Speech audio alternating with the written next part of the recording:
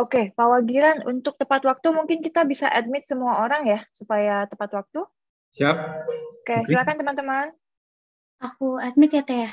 Ya, Oke. Dian, get ready ya. Oke, Teh. Oh Jelas ya, ya Bu suara Kiki saya? gimana, Bu Kiki?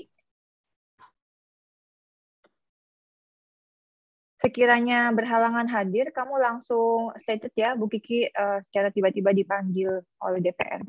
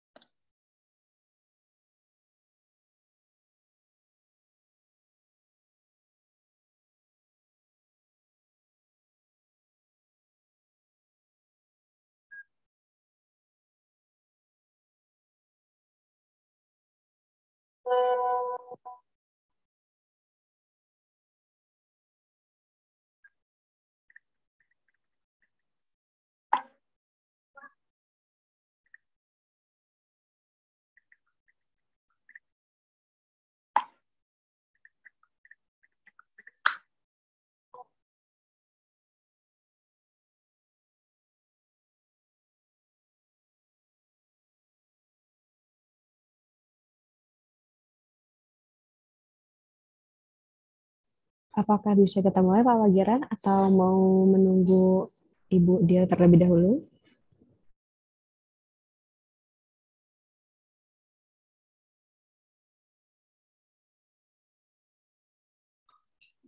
Silakan, Mbak. Masih menunggu siapa? Ya. Kita mulai saja kalau gitu ya, Pak ya.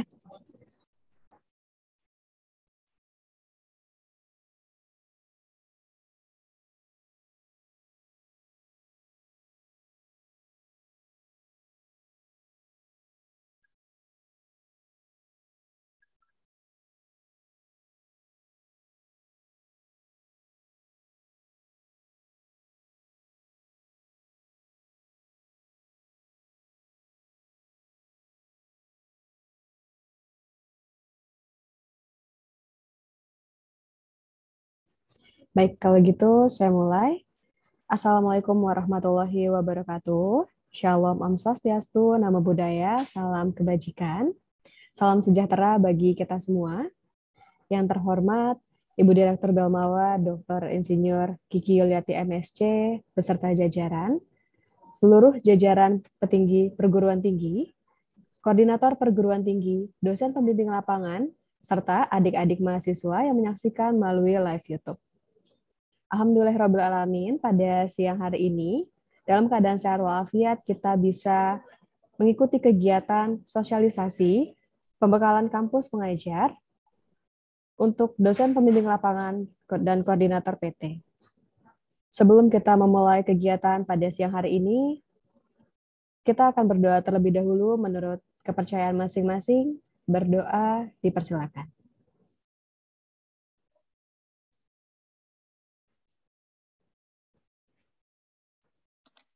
berdoa selesai.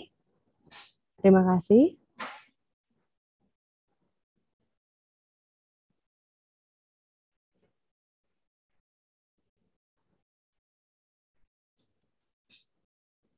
Selanjutnya, kita akan menyanyikan lagu Indonesia Raya.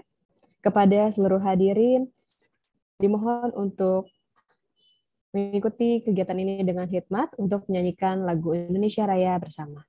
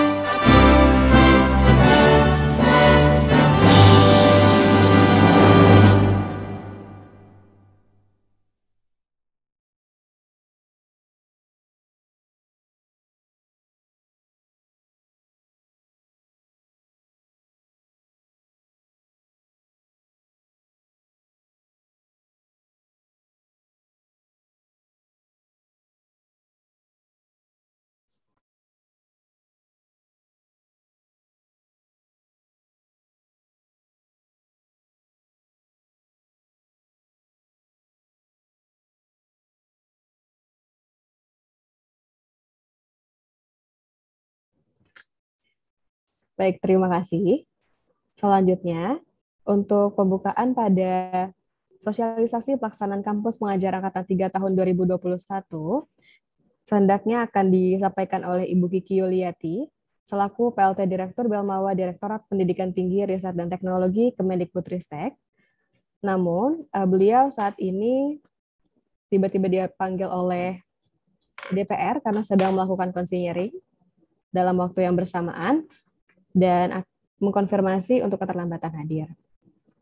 Kalau gitu kita lanjutkan saja untuk kegiatan berikutnya, yaitu diskusi kampus mengajar angkatan 3 untuk dosen pembimbing lapangan serta koordinator PT yang akan disampaikan oleh Bapak Wagiran dan juga Asri Aldila Putri sebagai program kampus mengajar tahun 2022. Pada Pak Wagiran dan Teh Asri dipersilakan. Baik, terima kasih Mbak Dian. Assalamualaikum warahmatullahi wabarakatuh. Selamat siang, salam sejahtera, Om Swastiastu, Namo Buddhaya, salam kebajikan, Rahayu.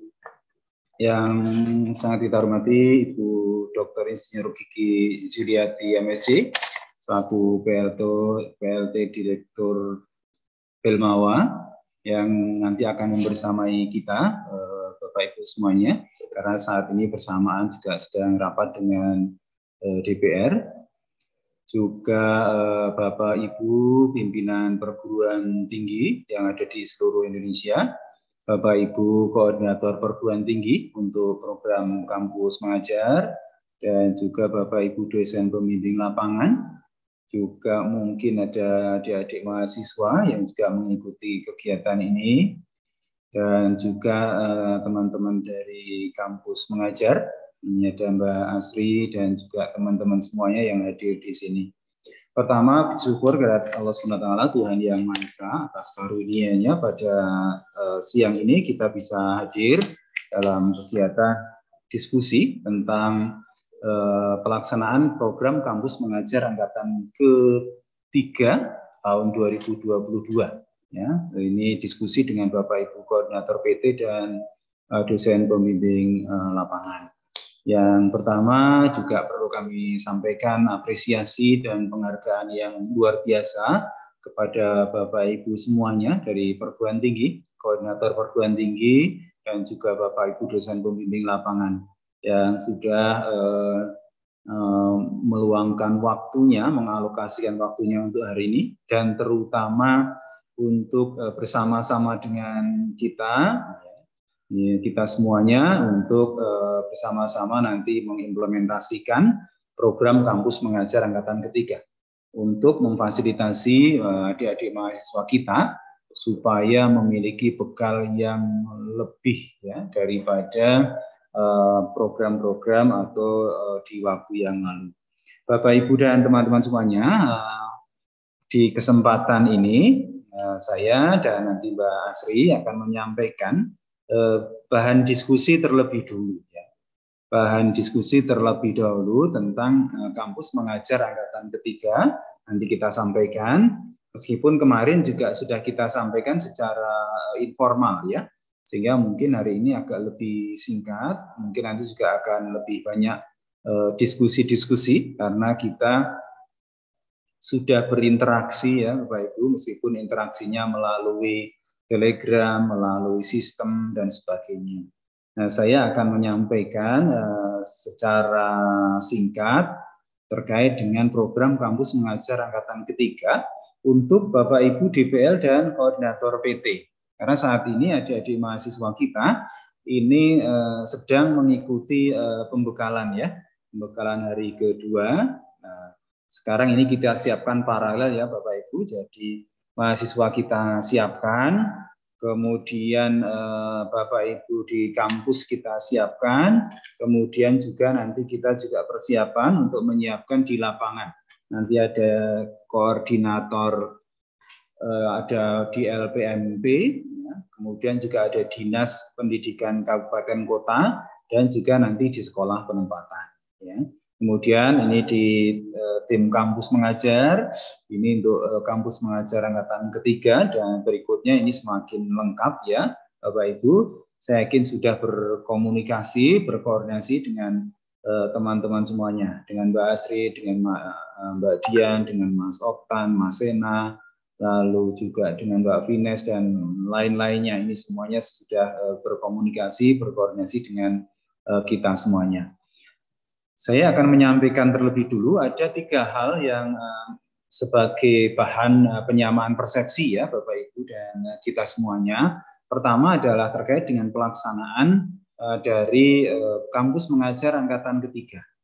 Kemudian yang kedua adalah peran dan tugas nanti dari mahasiswa, DPL, dan koordinator PT yang harus kita ketahui bersama supaya nanti bisa seiring dan sejalan.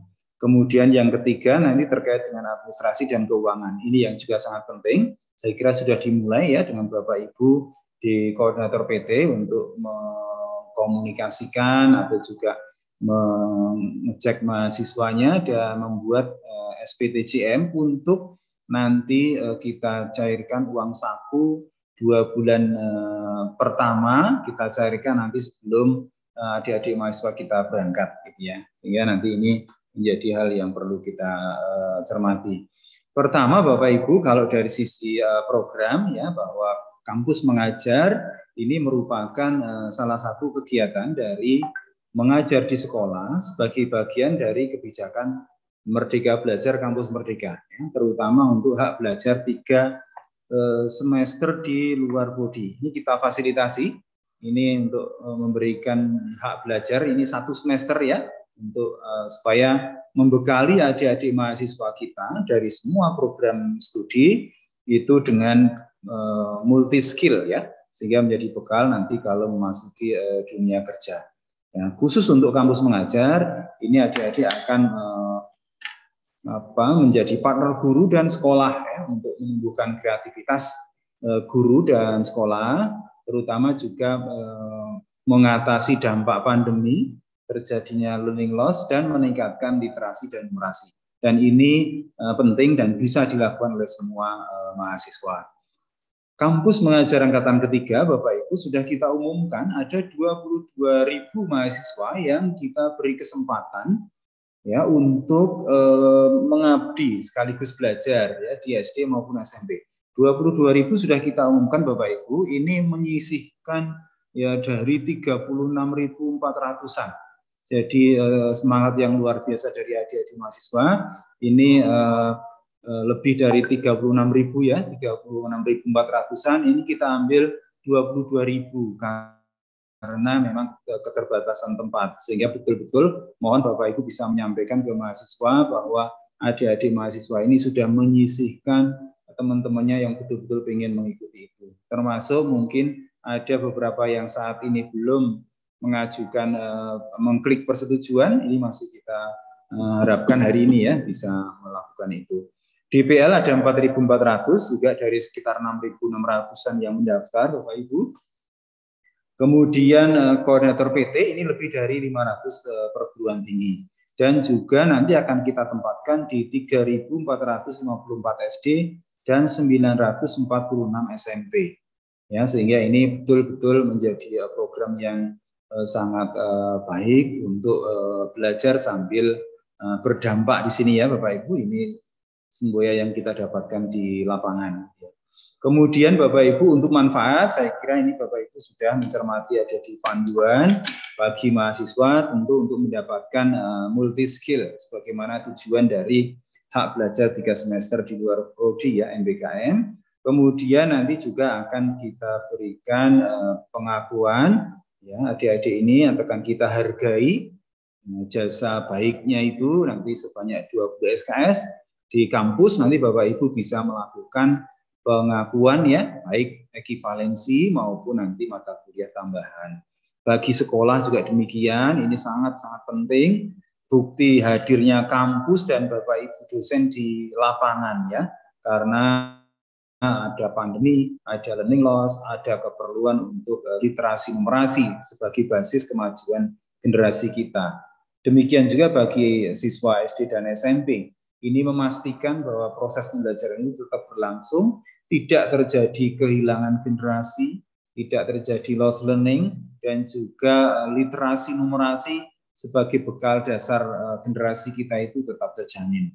Ini tujuan yang luar biasa Bapak Ibu, sehingga tidak salah Bapak Ibu ada di forum ini.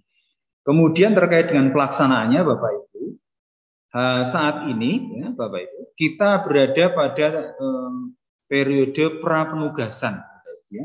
Periode prapenugasan. Jadi prapenugasan ini nanti meliputi 3 hal, Bapak Ibu. Yang pertama adalah nanti pembekalan. Ya. Bapak Ibu, ini adik-adik mahasiswa kita sedang kita bekali. Ya.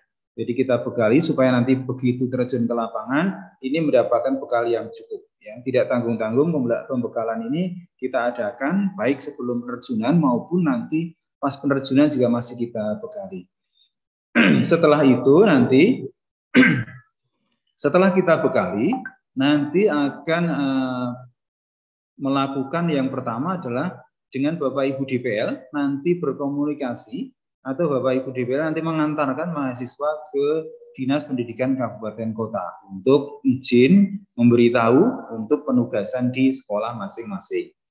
ya, sehingga nanti kita minta proses kedua, Dinas Pendidikan nanti akan memberikan izin atau memberikan tugas ya.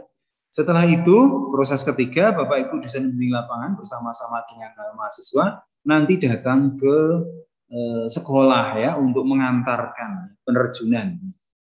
Ya, kemudian nanti proses keempat, Bapak Ibu nanti DPL nanti melaporkan proses itu di aplikasi MBKM, ya, sehingga mohon dipastikan saat ini Bapak Ibu koordinator PT maupun DPL ini sudah terdaftar di MBKM, ya, sudah mencatatkan diri. Kemudian Bapak Ibu dari tahap-tahap kampus mengajar nanti ada 3 ya. Pertama adalah pra penugasan, kemudian penugasan, kemudian pasca penugasan. Nah, apa yang dilakukan nanti ada yang perlu dilakukan oleh mahasiswa, kemudian Bapak Ibu DPL dan Bapak Ibu koordinator PT. Misalnya nanti mulai dari pembekalan. Ya, mahasiswa pembekalan, Bapak Ibu DPL juga turut memantau. Karena sekarang Bapak Ibu DPL sudah tahu ya, mahasiswanya, kemudian saat ini sedang pembekalan. Koordinasi dengan perguruan tinggi sudah tentunya, ya, termasuk dengan koordinator PT, kemudian koordinasi dengan pendidikan kabupaten dan kota. Nanti akan kita sampaikan harinya, surat tugas akan kita berikan. Termasuk nanti koordinasi dengan sekolah sasaran atau penerjunan. Pada saat penugasan nanti, ya, adik-adik mahasiswa nanti akan mengunggah logbook harian atau laporan harian melalui sistem, kemudian menyusun laporan awal, ya. Karena nanti di minggu pertama nanti mahasiswa melakukan observasi dan merancang kegiatan penugasan selama 1 semester yang nanti dengan bimbingan Bapak Ibu DPL. Lalu laporan mingguan, laporan bulanan, dan laporan akhir. Ini semuanya nanti di bawah bimbingan Bapak Ibu DPL. Bapak Ibu DPL membimbing semua, melihat pembimbingannya melalui sistem, melalui aplikasi ya Bapak Ibu. Setiap minggu Bapak Ibu bisa memberikan persetujuan. Kemudian pasca penugasan nanti penarikan ya, penarikan lapor diri termasuk diseminasi hasil, dan nanti juga yang sangat penting Bapak Ibu juga melakukan penyetaran atau pengakuan SKS. Nanti nilai dan sebagainya dapat diakses oleh Bapak Ibu koordinator PT, diserahkan ke prodi untuk pengakuan SKS-nya. Gitu ya. Jadi ini kegiatan dari awal sampai akhir ya, tuntas Bapak Ibu mahasiswa DPL dan koordinator PT.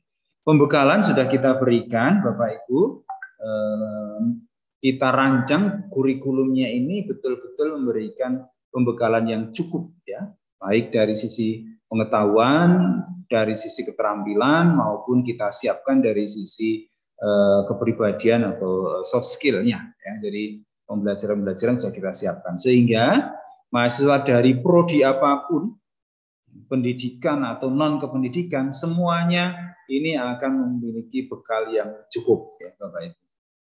Kemudian Bapak Ibu dosen ini yang nanti akan kita lakukan juga untuk DPL, barangkali nanti juga akan kita lakukan lebih dalam ya, nanti diskusi lebih dalam pembekalan atau penyamaan persepsi.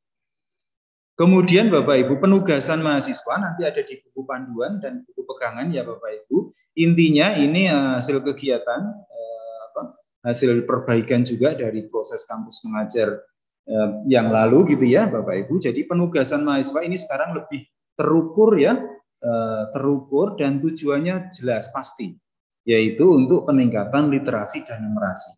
Sehingga nanti begitu datang, ada kegiatan yang dilakukan oleh adik-adik mahasiswa bersama Bapak Ibu DPL ya, dibimbing dengan koordinasi Bapak Ibu koordinator PT juga. Pertama nanti akan melakukan pemetaan, asesmen awal literasi numerasi. Ya, kondisinya seperti apa? Dipetakan dulu. Setelah dipetakan nanti dapat profilnya, nanti bersama dengan guru dan Bapak Ibu DPL merumuskan tindakan apa untuk peningkatan literasi dan numerasi. Setelah itu nanti akan mengimplementasikan ya rencana itu, nanti dibantu atau terintegrasi dengan pusat assessment atau juga nanti di badan kurikulum ya, nanti akan mengimplementasikan support micro learning-nya juga ada di sini. Nanti juga ada assessment pemantauan baik di tengah maupun di akhir ya. Kemudian nanti akan kita lihat dampaknya. Ini yang penting ya Bapak Ibu, penugasan adik-adik mahasiswa kita. Selain itu juga nanti tetap kegiatan yang lain seperti adaptasi teknologi, lalu kegiatan misalnya ekstrakurikuler boleh, sosialisasi profil pelajar Pancasila boleh, atau juga aktualisasi passion dari mahasiswa, ya sesuai dengan bidangnya boleh. Kemudian pelaksanaan Bapak Ibu yang juga sangat penting, pengakuan dan penyetaraan SKS ini menjadi topik yang sangat penting Bapak Ibu.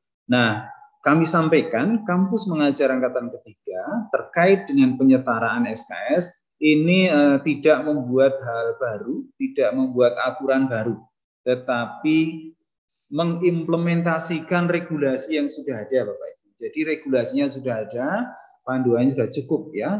Permendikbud nomor 3 tahun 2020, Kepmendikbud nomor 74, kemudian panduan MBKM, dan juga panduan penyusunan kurikulum pendidikan tinggi era 4.0 untuk mendukung MBKM. Ya, jadi Bapak Ibu, panduan untuk pengakuan dan penyetaraan SKS ini sudah ada di sini, kita tinggal mengimplementasikan saja. Nah, maka dari CP yang sudah kita sebarkan terlebih dulu, Bapak Ibu di Prodi bisa memberikan rancangan pengakuan, termasuk ini kan ada di awal semester, sehingga nanti mahasiswa bisa memasukkan ke KRS-nya. Ya. Kemudian untuk waktu Bapak Ibu sesuai dengan definisi SKS sudah kita pastikan ya bahwa waktu yang ditempuh oleh adik-adik mahasiswa ini cukup ya, artinya kredibilitas akademiknya itu ada di sini bahwa waktu yang ditempuh adik-adik mahasiswa memang layak memenuhi syarat untuk diakui 20 SKS. Nah, ini kompetensi yang didapatkan sehingga nanti Bapak Ibu di Prodi tinggal melakukan pengakuan. Pengakuannya seperti apa Bapak Ibu? Bukan hal yang baru juga Bapak Ibu, nanti pengakuannya ada 3 pola. Free form, structure form, dan hybrid. Ya, jadi 3 ini. Ini yang juga ada di panduan implementasi kurikulum. Jadi bukan hal yang baru Bapak Ibu. Sehingga ini tetap kita lakukan, sehingga harapannya adik-adik mahasiswa bisa mengikuti kegiatan ini dengan penuh waktu, dengan nyaman, mendapat skill yang betul-betul diperlukan untuk bisa hidup di masa depan. Dampaknya juga akan tercatat di sejarah, ya, untuk memastikan generasi berikutnya itu menjadi generasi yang memang betul-betul pilihan. Saya kira ini Bapak Ibu ya, hal pertama terkait dengan konsep ataupun nanti implementasi kampus mengajar angkatan ke-3. Berikutnya Bapak Ibu mungkin yang terkait dengan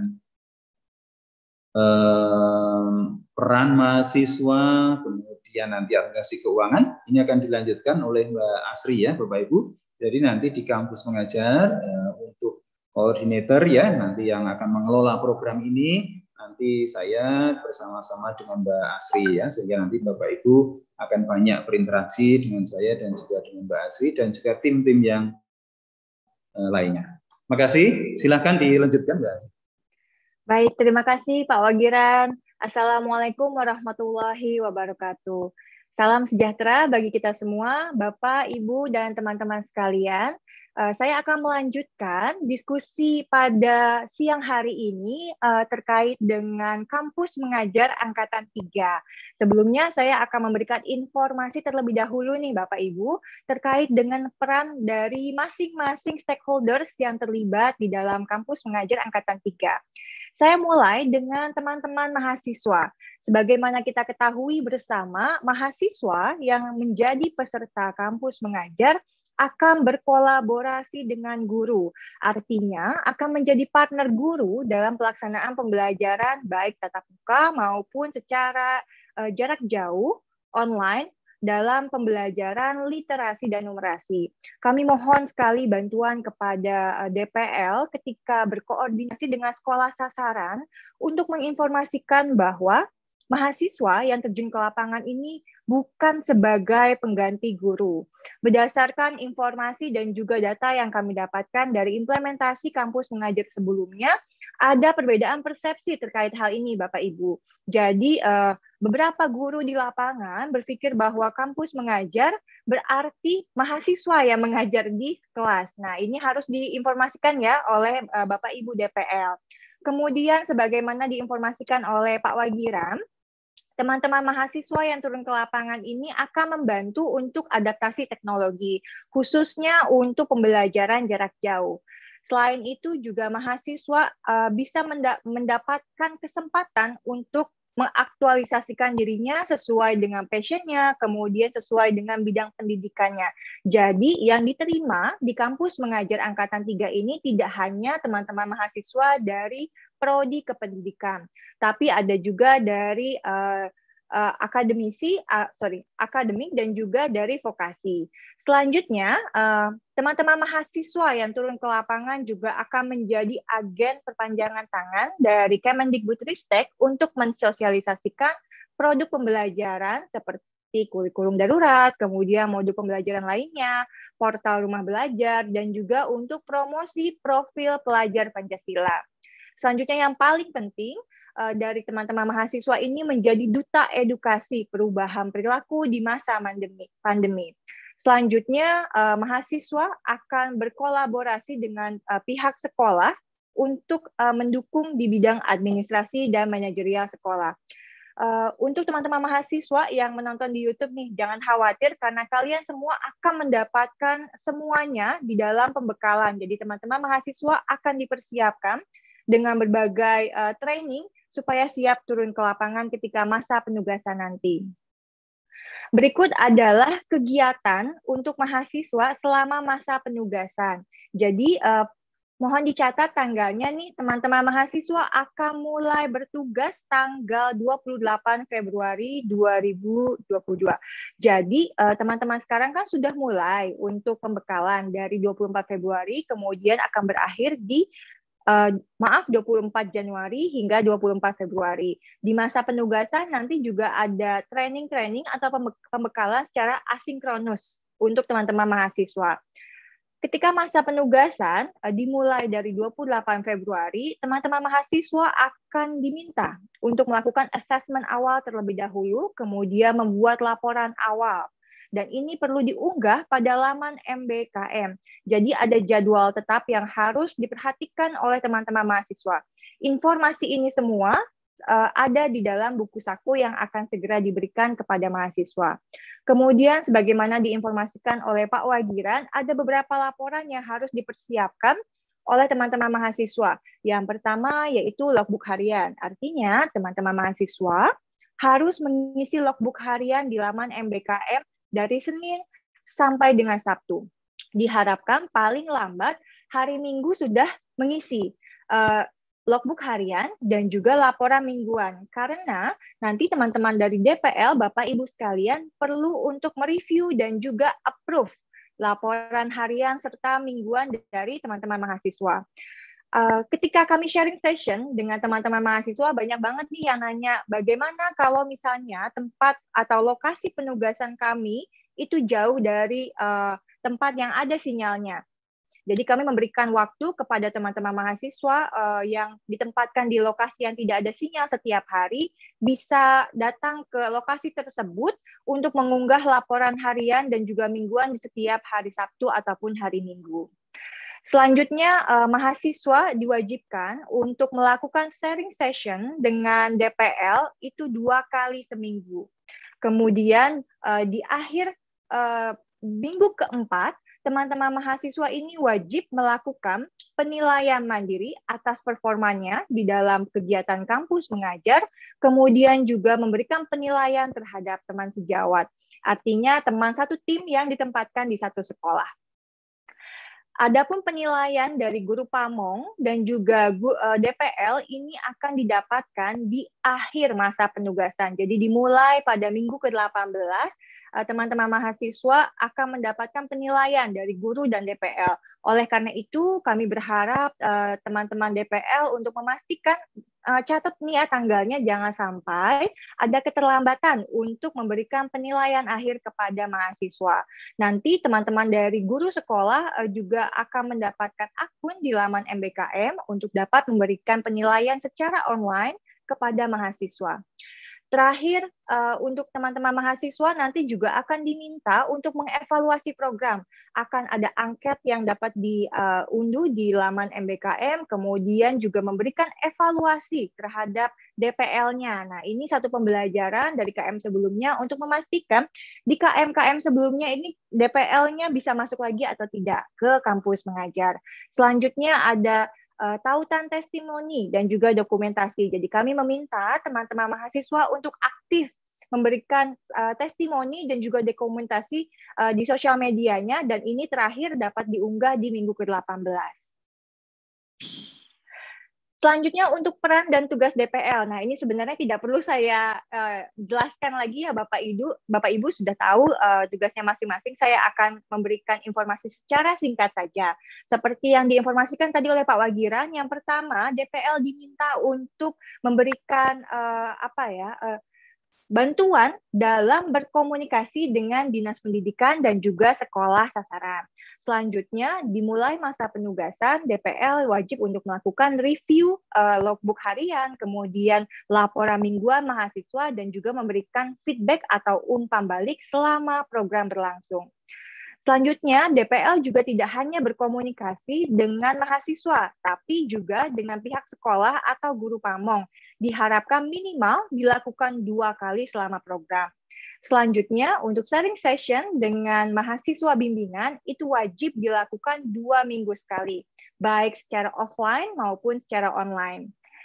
Dan terakhir nanti saya sebutkan tadi ya, Bapak Ibu DPL wajib memberikan penilaian akhir kepada mahasiswa bimbingannya, dan kemudian memberikan rekomendasi untuk pengembangan diri mahasiswa bimbingan. Berikut adalah kegiatan untuk pembimbingan dari DPL dan juga mekanisme pembelian nilai oleh DPL.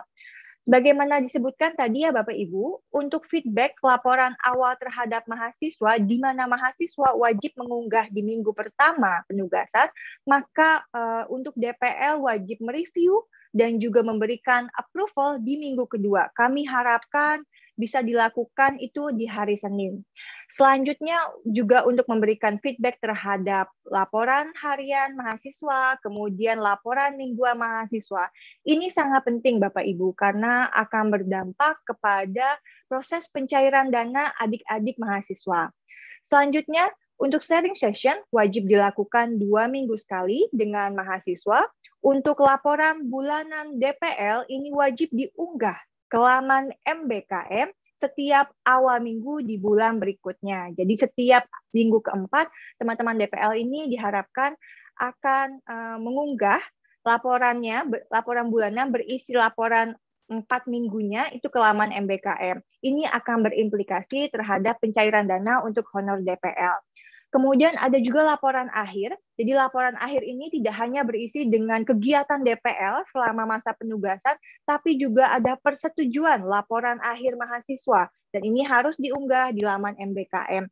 Selanjutnya, DPL wajib memberikan penilaian kepada mahasiswa, kemudian memberikan pengakuan mata kuliahnya, dan membantu untuk konversi SKS di prodi mahasiswa tersebut.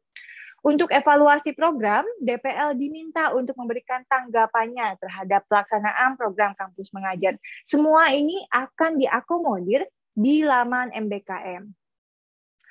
Adapun untuk peran dan tugas koordinator PT, nah ini tidak kalah pentingnya ya, justru sangat penting nih Bapak Ibu DPL dan juga koordinator PT untuk memastikan bahwa kebijakan kampus mengajar sampai kepada pimpinan PT dan juga prodi. Belajar dari pengalaman kampus mengajar sebelumnya nih Bapak Ibu koordinator PT, walaupun mahasiswa yang mendaftar dan juga diterima di kampus mengajar sudah mendapatkan surat rekomendasi dari perguruan tinggi, namun ada beberapa kasus di mana setelah mereka selesai mengerjakan kegiatannya selama kampus mengajar 1 semester, ketika mereka kembali ke prodi, mahasiswa ini kesulitan untuk mendapatkan konversi SKS sebesar 20 SKS, atau bahkan ada beberapa kasus yang tidak mendapatkan konversi sama sekali. Nah, kami mohon bantuannya kepada Bapak, Ibu Koordinator PT untuk dapat menginformasikan program kampus mengajar dan juga memastikan bahwa mahasiswa nanti bisa mendapatkan konversi SKS sebesar 20 SKS di akhir masa penugasan kampus mengajar. Selanjutnya, koordinator PT diharapkan untuk dapat membantu kebutuhan administrasi persuratan yang dibutuhkan. Di minggu ini, kita sudah memberikan link untuk mendownload surat rekomendasi dan SPTJM. Nah, ini harus dibuat oleh perguruan tinggi, ditandatangani oleh pimpinan perguruan tinggi dan diunggah oleh teman-teman koordinator PT pada tanggal 1 Februari. Jadi mulai tanggal 1 Februari, laman MBKM akan membuka kesempatan bagi koordinator PT untuk mengunggah SPTJM dan juga surat rekomendasi. Saya mundur sedikit, untuk kebutuhan administratif lainnya, teman-teman mahasiswa dan juga DPL ini harus mendapatkan surat tugas dari perguruan tinggi. Surat tugas dari perguruan tinggi untuk mahasiswa nanti akan dibawa ke Dinas Pendidikan tempat penugasan mahasiswa. Selanjutnya untuk poin 5, koordinator PT diharapkan untuk dapat menampung pertanyaan, saran, dan masukan dari DPL dan juga mahasiswa. Kemudian koordinator PT dapat menyampaikan permasalahan dan berkoordinasi dengan tim program kampus mengajar. Selain itu, koordinator PT wajib untuk memonitor kegiatan DPL dan juga mahasiswa selama kegiatan program kampus mengajar berlangsung. Adapun untuk proses-proses administratif, koordinator PT juga diminta untuk menjadi penanggung jawab untuk pengembalian dana. Jadi jika ada mahasiswa yang tidak menyelesaikan program kampus mengajar hingga selesai, maka mahasiswa tersebut wajib mengembalikan dana yang sudah diberikan oleh Kemendikbudristek. Pengembalian dana juga mungkin dilakukan jika ada kesalahan transfer, apakah itu salah menerima transferan atau angkanya yang terlalu lebih. Oleh karena itu, teman-teman koordinator PT diharapkan dapat mengakomodasi kebutuhan administratif tersebut. Ini akan didetailkan di dalam buku saku untuk koordinator PT. Selanjutnya, koordinator PT juga diminta untuk membuat laporan bulanan yang diunggah ke laman MBKM sesuai dengan waktu yang ditentukan. Jadi kami mohon bantuan kepada koordinator PT dan juga DPL untuk dapat mengunggah laporan-laporan yang diminta di waktu yang telah ditentukan.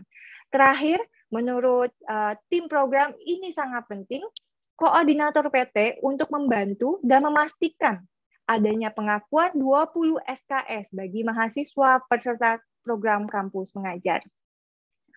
Berikut adalah timeline untuk kegiatan koordinator PT. Yang pertama, melakukan koordinasi awal, artinya melakukan koordinasi dengan DPL dan juga mahasiswa yang berasal dari perguruan tinggi tersebut. Sebagai informasi, Bapak Ibu, KM atau kampus mengajar Angkatan 3 ini berbeda dengan kampus mengajar Angkatan sebelumnya, di mana kampus mengajar Angkatan 3 ini menjadi yang pertama di mana mahasiswa akan dipindahkan di luar wilayah domisilinya. Oleh karena itu, ada beberapa kasus di mana mahasiswa mengundurkan diri. Nah, perguruan tinggi melalui koordinator PT wajib memastikan dan melakukan koordinasi awal untuk memetakan siapa saja mahasiswa yang masih aktif dan juga DPL yang masih aktif mengikuti kegiatan kampus mengajar Angkatan 3. Selanjutnya, tadi saya menyebutkan bahwa koordinator PT wajib membuat laporan bulanan dan diunggah setiap minggu keempat, kemudian melakukan koordinasi bersama dengan DPL dan juga mahasiswa setiap akhir bulan. Selanjutnya, koordinator PT juga akan diberikan waktu setiap 2 bulan sekali untuk berkoordinasi dengan tim program kampus mengajar. Oleh karena itu, kami sangat berharap Bapak Ibu Koordinator PT untuk melengkapi informasinya di laman MBKM dan juga bergabung di grup Telegram Koordinator PT. Karena banyak sekali informasi yang kami berikan kepada Bapak Ibu sekalian di grup Telegram. Dan terakhir, Koordinator PT juga wajib membuat laporan akhir. Terkait dengan administrasi dan keuangan, mudah-mudahan dari sesi ini akan lebih jelas bagi teman-teman mahasiswa, DPL, dan juga koordinator PT. Ada beberapa komponen pendanaan bagi mahasiswa nih. Jadi yang pertama adalah bantuan biaya hidup. Sama dengan halnya beasiswa, jadi mahasiswa yang mengikuti kampus mengajar akan mendapatkan bantuan biaya hidup sebesar 1,2 juta per bulan. Ini diberikan untuk masa penugasan 5 bulan kampus mengajar Angkatan 3. Sebagaimana diinformasikan oleh Pak Wagiran tadi, teman-teman mahasiswa akan mendapatkan pembayaran ini di termin pertama sebelum masa penugasan. Dengan catatan bahwa dokumen pertanggungjawaban atau dokumen syaratnya sudah terpenuhi semua. Bisa dilihat di sini bahwa ada beberapa dokumen syarat yang wajib diunggah di laman MBKM dan sudah memenuhi persyaratan, artinya tidak ada kesalahan dalam penulisan atau tidak perlu dilakukan revisi. Yang pertama yaitu surat pernyataan komitmen mahasiswa. Jadi ketika teman-teman mahasiswa diberikan pengumuman sebagai peserta kampus mengajar Angkatan 3, mahasiswa diminta untuk mengunggah surat pernyataan komitmen di laman MBKM. Nah, nyatanya ada beberapa mahasiswa yang belum upload untuk surat pernyataan komitmen tersebut. Nah, ini syarat pertama ya, teman-teman mahasiswa. Kemudian yang kedua ada SPTJM dari perguruan tinggi. Karena ini untuk biaya bantuan hidup mahasiswa, jadi bisa ditandatangani oleh petinggi perguruan tinggi di bidang keuangan. SPTJM ini dapat di-download dari link yang sudah disediakan, kemudian dapat di-convert menjadi PDF. Adapun untuk lampirannya, Bapak Ibu Koordinator PT, kami mohon untuk tetap menyertakannya sebagai format Excel, karena nanti akan langsung disubmit ke dalam sistem MBKM. Dan yang terakhir, ada surat rekomendasi dari perguruan tinggi. Nah, ini formatnya juga sudah kami sediakan. Silahkan menggunakan format yang sudah ada, kemudian tinggal di-convert ke dalam PDF dan juga di-upload ke laman MBKM. Selanjutnya ada dana transportasi. Dana transportasi ini terbagi menjadi beberapa, Bapak Ibu, untuk keberangkatan dan juga kepulangan. Ini khusus untuk mahasiswa yang berpindah dari wilayah domisilinya. Ini kita bagi-bagi dulu ya, Bapak Ibu, untuk teman-teman mahasiswa. Hingga saat ini kita petakan ada sekitar 7.000-an mahasiswa yang berpindah. Ada beberapa yang kemungkinan besar akan membutuhkan tiket pesawat. Nah, tiket pesawat ini teman-teman mahasiswa tidak bisa booking sendiri. Jadi harus bekerja sama dengan travel agent yang sudah dipilih oleh Belmawa. Ini akan dikomunikasikan melalui grup Telegram mahasiswa.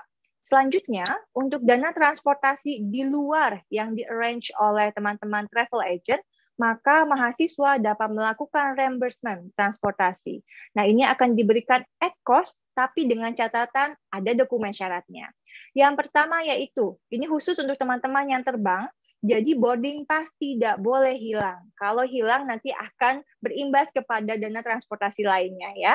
Jadi boarding pass itu harus difoto terlebih dahulu atau teman-teman bisa melakukan online check-in. Jadi ada e-boarding pass-nya. Kemudian yang kedua ada SPTJM yang dibuat oleh mahasiswa. Formatnya sudah kami sediakan dan juga bisa diunduh di laman MBKM. Selanjutnya juga ada kwitansi asli. Nah, ini jangan sampai ada kwitansi yang mengada-ngada karena kita akan melakukan verifikasi untuk dana transportasi ini. Selanjutnya ada dana swab antigen atau PCR.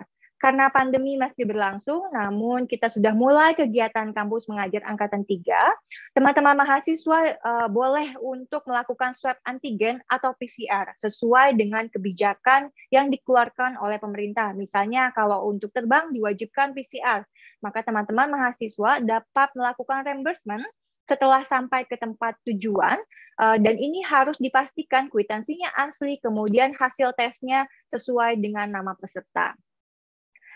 Adapun komponen pendanaan lainnya untuk mahasiswa yaitu bantuan dana pendidikan atau UKT. Nah, ini akan diberikan hanya jika mahasiswa tersebut tidak mendapatkan bantuan UKT dari program lainnya di Kemendikbudristek. Contohnya untuk mahasiswa yang mendapatkan bidik misi, maka akan mendapatkan bantuan UKT secara pro-rate. UKT akan diberikan maksimal sebesar 2,4 juta. Ini akan dibayarkan langsung ke perguruan tinggi, jadi tidak ke rekening teman-teman mahasiswa. Untuk itu ada beberapa dokumen persyaratannya. Yang pertama yaitu SPTJM, dibuat oleh perguruan tinggi, ditandatangani oleh petinggi perguruan tinggi, dan diupload oleh koordinator PT. Kemudian ada lampiran Excel dari SPTJM, kemudian ada kontrak antara Dikti dengan perguruan tinggi. Selanjutnya ada dana keadaan darurat atau force majeure. Ini hanya diberikan jika memang diperlukan. Diberikan kepada teman-teman mahasiswa yang tidak memiliki asuransi ataupun BPJS Kesehatan. Force majeure mencakup kejadian sakit termasuk jika terpapar COVID, kemudian kecelakaan, dan mudah-mudahan ini tidak terjadi ya, untuk dana kepulangan kematian bagi peserta mahasiswa. Yang harus menjadi koordinatornya untuk dapat klaim dana force majeure ini adalah koordinator PT. Jadi koordinator PT wajib membuat berita acara dengan format yang sudah ditentukan oleh tim kampus mengajar, kemudian mengunggahnya ke laman MBKM. Jika ada bukti pengeluaran, maka dapat diunggah juga ke laman MBKM. Sebagai informasi, verifikasi dokumen untuk seluruh dokumen syarat dilakukan paling lambat setiap hari Kamis, setiap minggunya. Oleh karena itu, kami mohon sekali kepada teman-teman mahasiswa, kemudian kepada koordinator PT, untuk dapat mengunggah laporan-laporan dan juga dokumen persyaratan sesuai dengan waktu yang ditentukan. Kita beralih kepada pendanaan untuk dosen pembimbing lapangan. Nah, honor DPL ini diberikan kepada teman-teman Bapak Ibu DPL yang mendukung program kampus mengajar dan tentunya memberikan pendampingan kepada mahasiswa selama pelaksanaan program kampus mengajar. Pencairan honor ini dibagi menjadi 2 termin, yaitu di tengah masa penugasan setelah 2 bulan penugasan dan juga setelah masa penugasan kampus mengajar. Syarat pencairan termin pertama, DPL diwajibkan membuat progress report 2 bulan pertama. Dan ini dapat diunggah di bulan berikutnya di laman MBKM. Selanjutnya, pencairan di termin kedua dilakukan setelah DPL memberikan progress report sisa bulan penugasan sesuai dengan timeline yang ditetapkan oleh tim program kampus mengajar.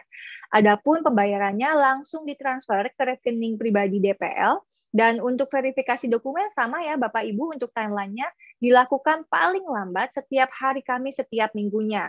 Nah, dari hari Kamis itu dibutuhkan waktu kurang lebih 20 hari kerja untuk sampai transferannya ke rekening Bapak Ibu sekalian.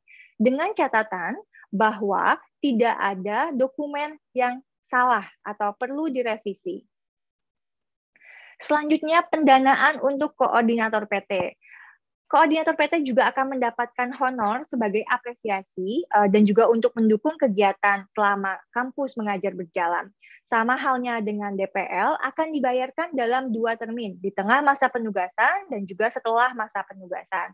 Sama halnya dengan DPL juga, jadi teman-teman koordinator PT wajib memberikan progress report 2 bulan pertama untuk termin pertama dan progress report sisa bulan penugasan untuk termin yang kedua. Pembayaran akan langsung diberikan kepada rekening pribadi koordinator PT. Kami informasikan di sini Bapak Ibu sekalian, berdasarkan kebijakan dari Kemendikbudristek, maka untuk biaya transfer akan dibebankan kepada Bapak Ibu penerima. Berikut adalah beberapa hal yang perlu kami informasikan sebagai pencegahan ya Bapak Ibu. Jadi untuk sanksi di sini kita akan mereview dan juga akan melakukan monitoring kepada kegiatan mahasiswa, DPL, dan juga koordinator PT. Kita akan memastikan bahwa teman-teman semua melakukan kegiatan dengan tidak melanggar sanksi ini. Dan kalau misalnya ada kegiatan-kegiatan di luar yang sudah ditentukan, maka yang pertama kita lakukan adalah berkomunikasi dan juga memberikan teguran. Ini kemudian bisa berimplikasi pada penundaan pembayaran komponen biaya yang seharusnya didapatkan bagi Bapak Ibu sekalian dan juga teman-teman mahasiswa. Selanjutnya, langkah yang akan diambil jika kita sudah melakukan monitoring dan evaluasi terhadap pelanggaran yang dilakukan, akan mungkin dilakukan pemberhentian sebagai peserta program kampus mengajar. Kemudian langkah selanjutnya akan diblokir untuk mengikuti seluruh program MBKM. Jadi tidak hanya kampus mengajar, melainkan seluruh program MBKM. Dan tentunya ada konsekuensi keuangan di mana peserta harus mengembalikan dana yang sudah diberikan oleh Kemendikbudristek. Dan terakhir, mudah-mudahan tidak terjadi. Apabila terjadi tindak pidana, akan kami serahkan kepada pihak yang berwajib. Terkait dengan pengembalian dana yang sekiranya dapat dikoordinasikan oleh koordinator PT, pengembalian dana ke rekening kas umum negara dapat dilakukan jika ada surat resmi dari perguruan tinggi kepada Direktorat Belmawa yang meminta untuk e-billingnya, rekening e-billingnya, kemudian surat tersebut akan diunggah oleh koordinator PT ke laman MBKM. Nanti dari Belmawa akan menerbitkan e-billing. Selanjutnya dari pihak perguruan tinggi dapat langsung transfer dengan informasi yang diberikan Belmawa dan bukti pengembaliannya disampaikan kepada 2 email berikut. Informasi ini semua akan terdapat di dalam buku saku Bapak Ibu sekalian. Terkait dengan ketentuan perpajakan, berikut adalah ketentuan perpajakan yang dilakukan sesuai dengan ketentuan yang berlaku. Jadi untuk biaya hidup bulanan mahasiswa ini tidak dikenakan pajak karena sama ya dengan beasiswa reguler. Kemudian untuk segala jenis pembayaran honor dikenakan PPh pasal 21 sesuai dengan ketentuan yang berlaku. Adapun untuk pajak bagi PNS ini bersifat final dan untuk non-PNS bersifat tidak final.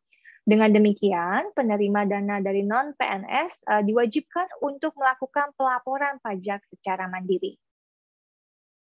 Bapak Ibu sekalian dan juga teman-teman mahasiswa, dimulai hari ini kami akan memberikan link untuk mendownload buku saku. Jadi ada buku saku DPL, kemudian buku saku mahasiswa, dan juga buku saku koordinator PT.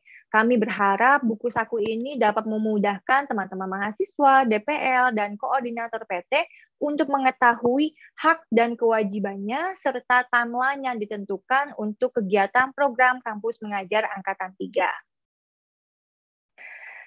Baik, untuk informasi dan pertanyaan, Bapak Ibu dapat menghubungi helpdesk di laman MBKM. Jadi kalau Bapak Ibu lihat nih ada logo biru putih seperti ini, tim kami dapat langsung menjawab pertanyaan Bapak Ibu di hari kerja.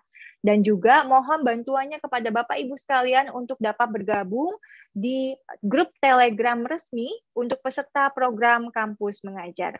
Terima kasih atas waktunya. Semoga apa yang disampaikan oleh Pak Wagiran dan juga saya dapat memberikan kecerahan bagi Bapak Ibu sekalian terkait dengan mekanisme koordinasi untuk kampus mengajar Angkatan Ketiga.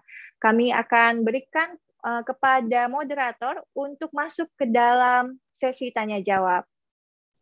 Baik, terima kasih Pak Wagiran, Teh Asri atas pemaparan sosialisasi materi pada siang hari ini. Karena judul dari kegiatan ini adalah diskusi, maka kita akan langsung saja ya. Pak Wagiran dan Teh Asri, ini tim sudah merangkum beberapa pertanyaan yang sering ditanyakan. Saya akan mulai dari pertanyaan yang nggak asing lagi nih, Teh Asri, Pak Wagiran. Ini banyak sekali mahasiswa binaan yang mengundurkan diri ini, karena seperti yang kita ketahui kan memang sudah umum bahwa mahasiswa banyak sekali yang mengundurkan diri akibat dari perpindahan yang cukup jauh. Kira-kira bagaimana nih untuk DPL? Solusinya seperti apa? Kalau misalkan mahasiswa binaannya mengundurkan diri semuanya atau hanya tersisa 1 atau 2 orang saja? Boleh dijawab Teh Asri dan Pak Wagiran. Ya, baik Mbak Dian. Baik Bapak Ibu dan teman-teman semuanya, terkait dengan mahasiswa yang mundur ya, jadi mungkin perlu kami sampaikan beberapa hal. Yang pertama bahwa mungkin sebab mahasiswa mundur ini kan tadi ada yang menyampaikan lokasinya jauh ya atau lokasinya berbeda. mungkin barangkali bisa kita sampaikan Bapak Ibu bahwa kalau yang kampus mengajar yang lalu, KM2 misalnya atau KM1, ini memang 100% itu penempatannya ada di wilayah domisili. Itu 100% ya, karena gejala pandemi itu memang tidak memungkinkan untuk mobilitas ya, meskipun lintas kabupaten, itu yang lalu. Tapi yang di KM3 ini ya, senyampang dengan kondisi sudah memungkinkan, ini kita desain ya supaya dampak kampus mengajar ini lebih optimal terkait dengan literasi dan numerasi, maka memang sebagian ini memang kita fasilitasi untuk mobilitas. Jadi ada yang domisili, ada yang mobilitas, dan ini artinya bukan kesalahan ya, ini memang kita desain. Apa mobilitas itu? Nah, yang kita kirim mobilitas itu juga kemarin kita pertimbangkan adalah satu, memang ini juga ada teman-teman yang memang kita lihat dari skor tesnya, literasi numerasinya itu juga tinggi. Sehingga kita kirim betul supaya dampaknya bisa lebih luas gitu ya. Jadi memang kita desain untuk mobilitas itu kita desain. Karena kita di awal-awal sebelum mahasiswa mendaftar itu kan jelas sudah mengunggah kesediaan untuk ditempatkan di mana saja.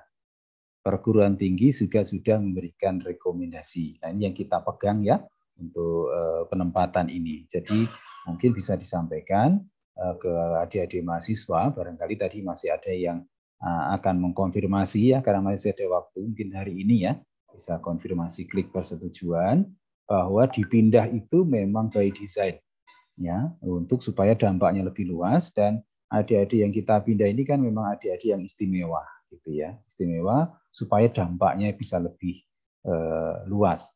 Dan untuk pemindahannya ini memang kita fasilitasi. Fasilitasinya apa? Nanti transportasi ini kita tanggung ya. Jadi kita sudah kerjasama dengan Biro Perjalanan untuk mengakomodasi perpindahan itu.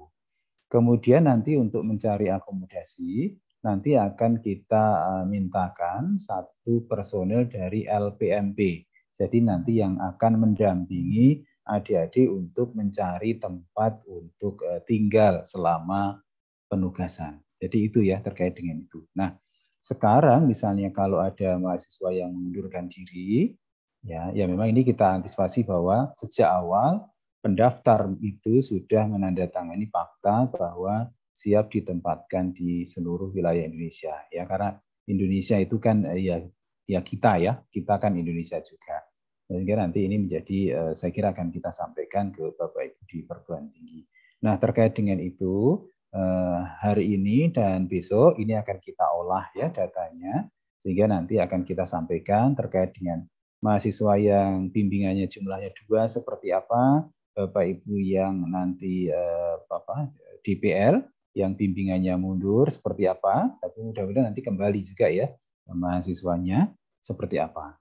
Sehingga termasuk nanti Bapak Ibu yang mundurnya tadi ada beberapa hal yang bisa kita akomodasi. Yang pertama yang mundur karena apa? Tadi sekolahnya ternyata sudah di merger misalnya.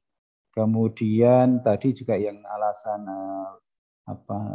keagamaan ya, misalnya ada di sekolah keagamaan tapi mungkin juga background-nya berbeda. Kalau memang itu tidak nyaman, itu juga sudah kita antisipasi. Jadi kita akan fasilitasi itu. Termasuk sekolah yang ada di wilayah bencana misalnya, kalau ternyata di situ ya rawan. Nah, semua ini Bapak Ibu juga tadi nyambung, saya sudah scroll beberapa pertanyaan. Komunikasi ya, semua ini silakan nanti ya terkait dengan pemindahan dan macam-macam, silakan Bapak Ibu nanti menyampaikan ini. Ya, semua ini disampaikan melalui helpdesk ya Bapak Ibu. Jadi sekarang kita komunikasinya satu pintu lewat helpdesk, dan teman-teman di helpdesk insya Allah sudah bersedia ya atau melayani Bapak Ibu semuanya. Jadi grup helpdesk ini sudah siap melayani Bapak Ibu, akan menyampaikan itu supaya komunikasinya satu pintu dan informasinya jelas.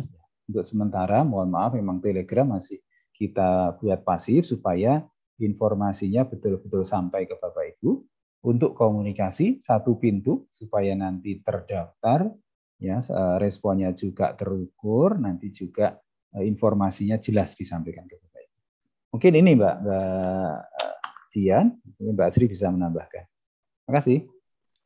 Baik, terima kasih Pak Wagiran. Bapak Ibu sekalian, saya izin untuk menambahkan sedikit saja dari penjelasan yang sudah lengkap oleh Pak Wagiran. Jadi betul sekali, ada beberapa mahasiswa yang mengundurkan diri karena beberapa hal. KM3 ini memang berbeda dari kampus mengajar angkatan sebelumnya. Nah, berdasarkan sistem kita lihat nih Bapak Ibu masih ada sekitar 3.000 lebih mahasiswa yang belum melakukan konfirmasi di laman MBKM. Dan kami membuka kesempatan bagi teman-teman mahasiswa ini untuk melakukan konfirmasi sampai akhir hari ini di jam 5 waktu Indonesia Barat. Jadi diharapkan ini bisa menambah jumlah mahasiswa yang menjadi peserta kampus mengajar. Kemudian rencananya tim program akan melakukan pemetaan ulang untuk mengisi kekosongan di sekolah-sekolah yang tidak ada mahasiswanya atau karena mengundurkan diri. Jadi diharapkan di awal minggu depan kami sudah bisa memberikan informasi terkait dengan updated pemetaan ya. Jadi nanti akan ada pemetaan yang lebih update lagi untuk mahasiswa, DPL, dan juga sekolah sasaran. Baik. Apakah cukup untuk jawabannya, Pak Wagiran dan Teh Asri? Kalau cukup, saya lanjutkan ke pertanyaan berikutnya. Bapak dan Ibu sekalian, sebelumnya saya informasikan bahwa saat ini saya akan memberikan beberapa pertanyaan yang sudah kami jaring dengan klasifikasi melalui Q&A terlebih dahulu. Bagi Bapak dan Ibu yang menggunakan fitur raise hand, nanti akan kami berikan kesempatan setelah yang dari Q&A ini kami berikan ke Pak Wagiran dan Teh Asri terlebih dahulu ya. Untuk berikutnya, yang sering ditanyakan juga nih Pak, mungkin sehari-hari juga ya Pak ya, SPTJM nih Pak, terkait SPTJM untuk pembiayaan termin 1 dalam 2 bulan ini diisinya harus berapa ya Pak? Terus Teh Asri, dan apakah ada pagu yang sudah ditentukan oleh tim kampus mengajar gitu ya. Baik, silakan Teh Asri, Pak Wagiran. Ya, baik. Nanti yang teknis Mbak Asri ya. SPTJM Bapak Ibu, apa pentingnya SPTJM? Jadi kalau yang lalu SPTJM itu hanya UKT ya Bapak Ibu. Jadi SPTJM atas uang saku ini kita perlukan Bapak Ibu supaya nanti kita agendakan tanggal 28 Februari itu mahasiswa kita kirimkan itu sudah membawa uang saku 2 bulan. Itu yang penting Bapak Ibu. Sehingga kita harus mengejar di minggu ini gitu ya. Nah, karena kan proses administrasi keuangan di kementerian ya terkait dengan penggunaan uang negara ini kan perlu waktu ya. Sehingga kita targetkan ya di minggu ini. Nanti waktu terakhir kapan Mbak Asri bisa menyampaikan bahwa SPTJM itu sudah kami terima, kami harus melakukan verifikasi, mengajukan ke Belmawa dan nanti cair. Sehingga SPTJM itu sangat penting Bapak Ibu. Nah SPTJM itu uang yang pertama, SPTJM itu nanti klasifikasinya ada 2. Ya, SPTJM dan lampirannya itu untuk pencairan uang saku 2 bulan pertama. Kemudian juga nanti SPTJM untuk pencairan uang saku 3 bulan berikutnya, tapi nanti kita informasikan. Terus SPTJM UKT itu juga nanti kita informasikan. Ya, tapi yang sekarang yang fokus SPTJM untuk uang saku mahasiswa untuk penerjunan untuk 2 bulan pertama. Besarnya berapa? Ya kan uang sakunya itu 1.200.000 ya per bulan ya. Nah, kemudian kecuali kalau yang mahasiswa bidik misi dan KIP kuliah, karena mahasiswa bidik misi kan sudah dapat uang saku 700 kan, sehingga nanti besarnya adalah 1.200.000 dikurangi 700 ya, sehingga menjadi 500 ya. Nah, itu nanti silakan dicermati. Lalu lampiran itu mohon izin tadi ada yang menyampaikan, laporan SPTJM mohon bentuknya Excel, ya, jangan di PDF kan, karena itu langsung kita olah untuk diajukan ke Belmawa gitu ya. Gitu, silakan Mbak Asri ditambahkan. Baik, terima kasih Pak Wagiran. Saya tambahkan sedikit ya, Dian. Jadi Bapak Ibu sekalian, untuk SPTJM ini harus dibuat oleh perguruan tinggi, namun diunggah oleh koordinator PT. Apa fungsinya selain yang disebutkan oleh Pak Wagiran tadi? Kenapa harus ada SPTJM nih untuk mencairkan dana bantuan biaya hidup 2 bulan pertama bagi mahasiswa? Di dalam SPTJM itu ada beberapa hal komitmen dari perguruan tinggi untuk memastikan bahwa mahasiswa yang masuk ke dalam lampiran Excel untuk menerima bantuan biaya hidup termin pertama memang betul adalah mahasiswa yang berkomitmen menyelesaikan program kampus mengajar hingga akhir. Nah, ini perlu dipastikan. Jadi Bapak Ibu koordinator PT dapat berkoordinasi dengan DPL dan juga mahasiswa memastikan bahwa list yang masuk ke dalam SPTJM tersebut memang betul mahasiswa yang aktif dan juga akan mengikuti program KM3 hingga selesai. Mungkin tambahan saya itu aja ya Pak Wagiran. Silahkan Dian untuk ke pertanyaan selanjutnya. Baik, terima kasih Teh Asri, Pak Wagiran. Akan saya lanjutkan untuk pertanyaan berikutnya. Yang sama banyaknya ditanyakan adalah jika DPL ke lapangan nih, Pak Wagiran dan Teh Asri. Kalau bagaimana mekanisme untuk pendampingan mahasiswanya nanti ke Dinas Pendidikan dan juga untuk L yang harus berpindah kabupaten atau kota, bagaimana dengan transportnya? Dan apa yang perlu dipersiapkan oleh rekan-rekan DPL, seperti itu. Ya, baik, makasih. Untuk pertama, DPL ya. Jadi pembimbingannya itu kan tugas DPL itu kan nanti koordinasi dengan Dinas Pendidikan Kabupaten Kota terlebih dulu, kemudian ke sekolah, kemudian pembimbingan gitu ya. Yang pembimbingan seperti apa? Jadi pembimbingan itu ada 2 metode ya Bapak Ibu, bisa daring, bisa luring, bisa paduan. Ya, kita pilih sebetulnya DPL itu yang memang wilayahnya terjangkau. Tetapi bisa juga nanti kalau sangat-sangat tidak memungkinkan, komunikasi itu bisa dilakukan dengan daring. Ya, nanti ada Zoom, bukti Zoom-nya nanti disampaikan untuk pelaporan. Kemudian juga nanti menyesuaikan dengan kondisi di lapangan. Misalnya nanti di satu kabupaten ini kan banyak sekolah misalnya, DPL-nya juga banyak. Apakah harus datang semua ke dinas? Nah, nanti dikomunikasikan dengan dinas pendidikan dan juga saya kira Bapak Ibu juga sudah ada yang untuk grup di kabupaten kota, itu dikomunikasikan bagaimana nanti teknis kedatangan mahasiswanya diterima di kabupaten kota itu seperti apa. Yang penting adalah terjalin komunikasi. Lalu kabupaten kota itu sudah memberikan izin gitu ya. Nah, nanti kalau misalnya kabupaten kota merekomendasikan semua DPL hadir, ya bisa. Tapi kalau misalnya perwakilan, nanti menyesuaikan di sana. Ya, tapi mungkin sebagian daring, sebagian luring, nanti menyesuaikan hasil koordinasi dengan dinas. Kemudian kalau transport DPL, ini kami tidak menemukan pos pembiayaan untuk transportasi Bapak Ibu DPL, itu nanti melekat di honorarium DPL ya Bapak Ibu, yang nanti akan kita berikan 2 termin. Apa yang dibawa? Pertama nanti kita siapkan surat tugas ya Bapak Ibu dari Dikti. Nanti surat tugas akan kita berikan, bisa diakses nanti melalui akun Bapak Ibu atau melalui Telegram yang mungkin nanti bisa diakses. Setelah itu menjadi modal Bapak Ibu untuk ke lapangan ya. Itu. Silahkan Mbak Asri, ada tambahan? Cukup Pak Wagiran. Lanjut, silakan Dian. Kalau gitu saya lanjutkan ya. Terima kasih Pak Wagiran. Untuk pertanyaan terakhir dari Q&A terkait DPL dan koordinator PT, ada pertanyaan nih Pak dari mahasiswa yang non-muslim yang ditugaskan pada sekolah berbeda agama gitu ya, dengan sekolah Islam tersebut saja. Di sini kan mahasiswa berpindah ya Pak ya, atau akan dipindahkan.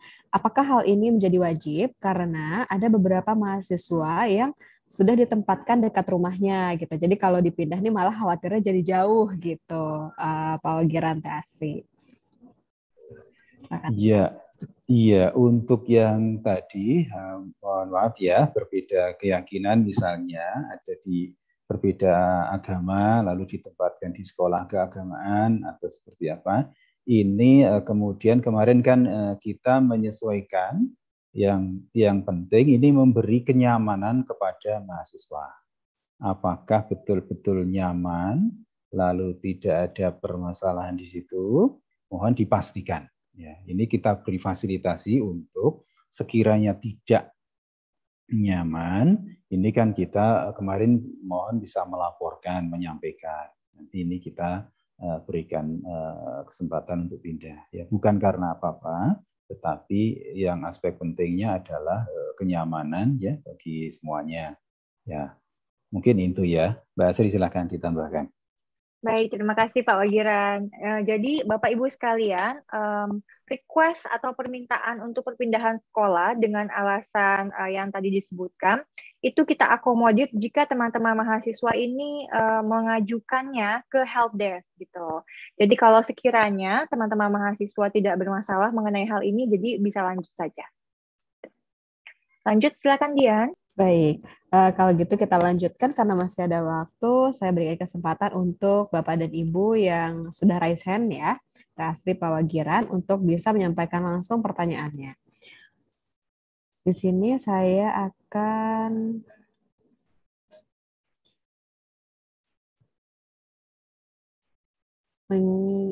minta Ibu Nur Izati, mungkin ya.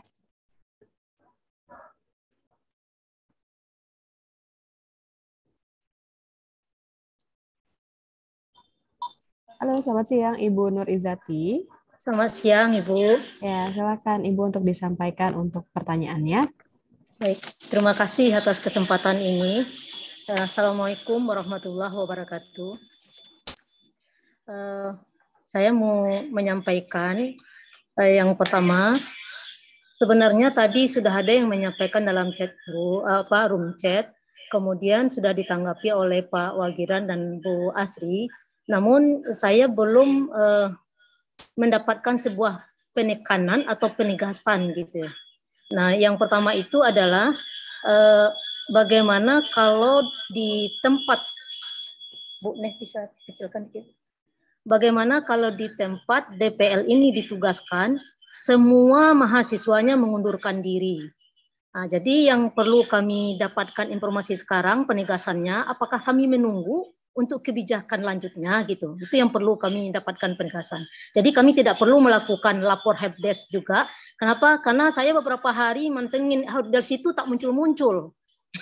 Ini apakah tempat saya ini? Saya tanya mahasiswa, katanya lagi error Bu gitu kan. Jadi saya coba chat pribadi ke telegramnya Pak Wagiran. Sampai sekarang masih centang 1, Pak. Mungkin saya bisa memahami, mungkin ribuan yang chat beliau kali. Barangkali seperti itu. Itu poin pertama, Bu. Jadi kami menunggu, mungkin yang nasib seperti ini bukan saya saja, ada DPL lain juga barangkali yang 0 mahasiswa. Jadi semua mahasiswa mengundurkan diri. Gitu. Saya ditugaskan di SMP N2 Singkep, Kepulauan Riau. Nah, itu poin 1. Yang keduanya, di sisi lain, ini mahasiswa saya ketua program studi pendidikan matematika, Fakultas Keguruan dan Ilmu Pendidikan, Universitas Maritim Raja Ali Haji. Mahasiswa saya ada sekitar 22 orang yang lolos KM3 ini. Dari 22 orang mahasiswa itu, 14 orang menerima dan 8 orang menolak. Yang 8 orang menolak ini dengan alasan tadi ditempatkan di luar Provinsi Kepulauan Riau. Ada yang ke Aceh, pokoknya jauh-jauh gitu kan. Mungkin tidak mendapatkan izin daripada orang tua. Nah, di sini yang ingin saya pertanyakan lagi, di satu sisi saya 0 mahasiswa di SMPN 2 Singkep. Di sisi lain mahasiswa saya 8 orang menolak KM3. Nah, pertanyaan saya, boleh enggak mahasiswa saya itu yang di-drop ke sana? Ke tempat yang dikosongkan itu, yang kosong itu. Karena mahasiswa yang saya bimbing yang ditempatkan di SMPN 2 Singkep itu memang benar kata Pak Wagiran tadi, mahasiswa pilihan kayaknya. Dari Universitas Negeri Malang, dari Universitas Negeri di Ponorogo, pokoknya dari Universitas Jawa semua, 5 orang mahasiswa, 5 perguruan tinggi pula. Seperti itu, Bu Asri dan Pak Wagiran. Demikian Pak, terima kasih. Assalamualaikum warahmatullahi wabarakatuh. Waalaikumsalam warahmatullahi wabarakatuh. Terima kasih Bu Nur. Baik, silakan Teh Asri, Pak Wagiran. Baik, mungkin saya jawab terlebih dahulu, nanti Pak Wagiran bisa melengkapi ya Pak. Terima kasih Ibu Nur Izzati atas pertanyaannya. Jadi sangat disayangkan mahasiswanya semua mengundurkan diri, padahal kalau dari kami, tim kampus mengajar, berpikir bahwa kalau misalnya kita mendapatkan kesempatan untuk berpindah, itu menjadi satu kesempatan yang langka sekali seumur hidup ya, untuk menimba ilmu, kemudian memberikan manfaat bagi teman-teman adik-adik sekolah di tempat sasarannya. Namun kita juga memahami mungkin ada teman-teman mahasiswa yang tidak mendapatkan izin dari orang tuanya. Perlu kami informasikan bahwa mahasiswa ketika mendaftar program kampus mengajar ini harus mengunggah surat pernyataan fakta integritas, di mana salah satu poinnya adalah bersedia untuk ditempatkan di seluruh wilayah Indonesia.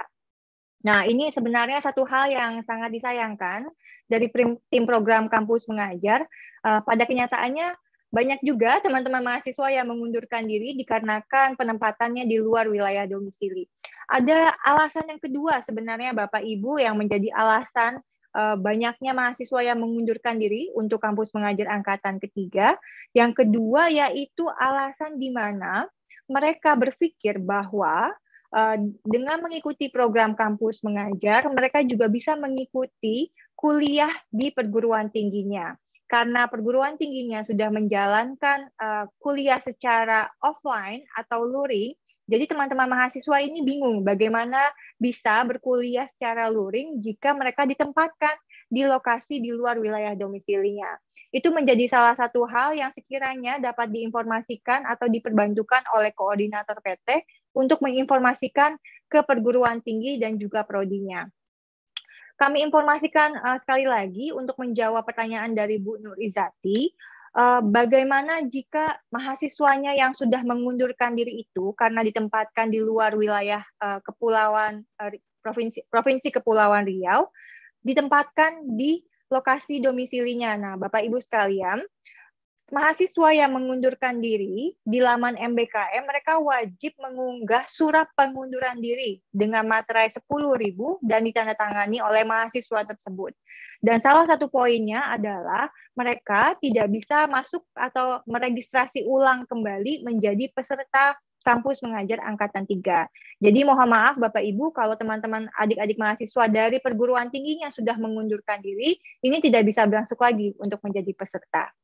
Oke, silahkan tambahannya Pak Wagira, nanti juga mungkin diinformasikan ya Pak ya, kita akan melakukan pemetaan ulang di tanggal 27, jadi teman-teman DPL bisa mendapatkan informasi lebih lanjut minggu depan. Baik, makasih Bu Izzati. Yang pertama tadi menambah sedikit saja bahwa kita sekarang melakukan pendataan ulang. Ya. Jadi hari ini masih kita optimalkan. Artinya ada mahasiswa tadi yang belum konfirmasi, ini masih kita beri kesempatan nanti sampai pukul 17.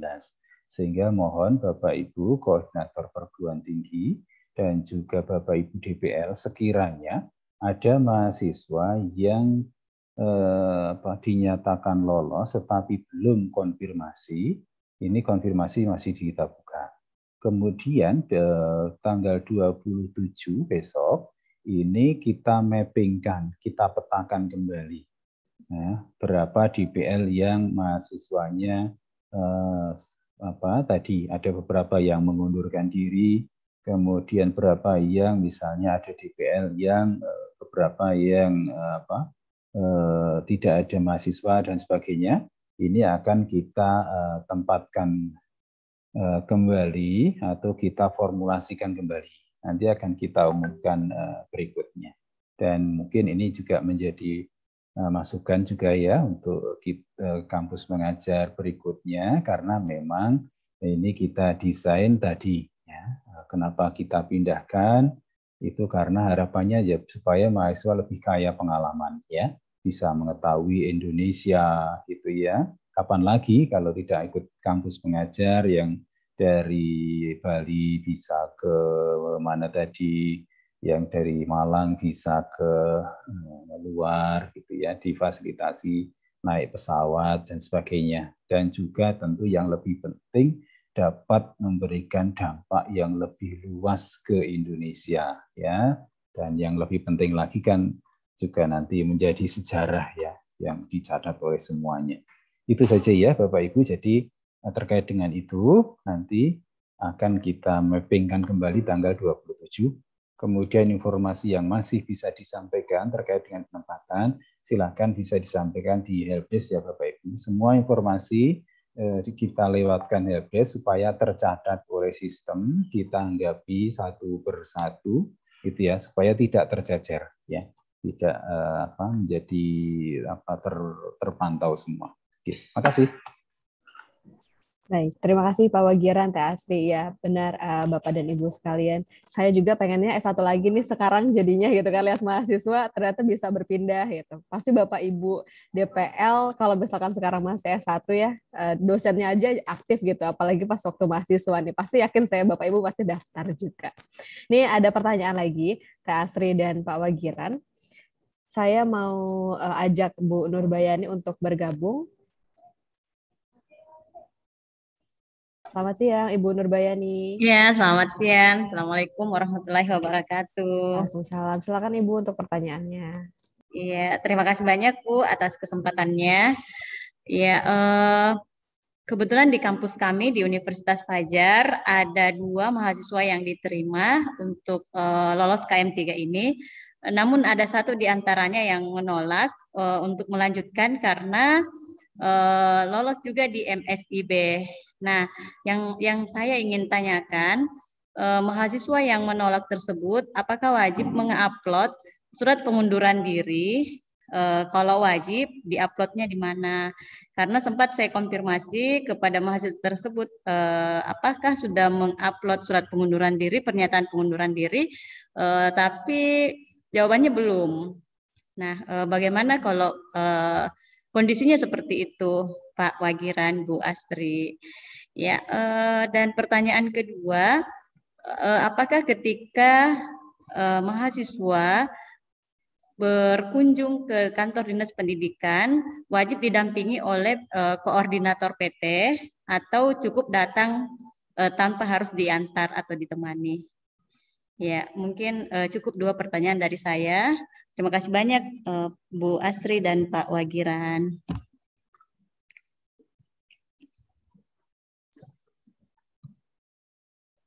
Saya duluan, Pak Wagiran?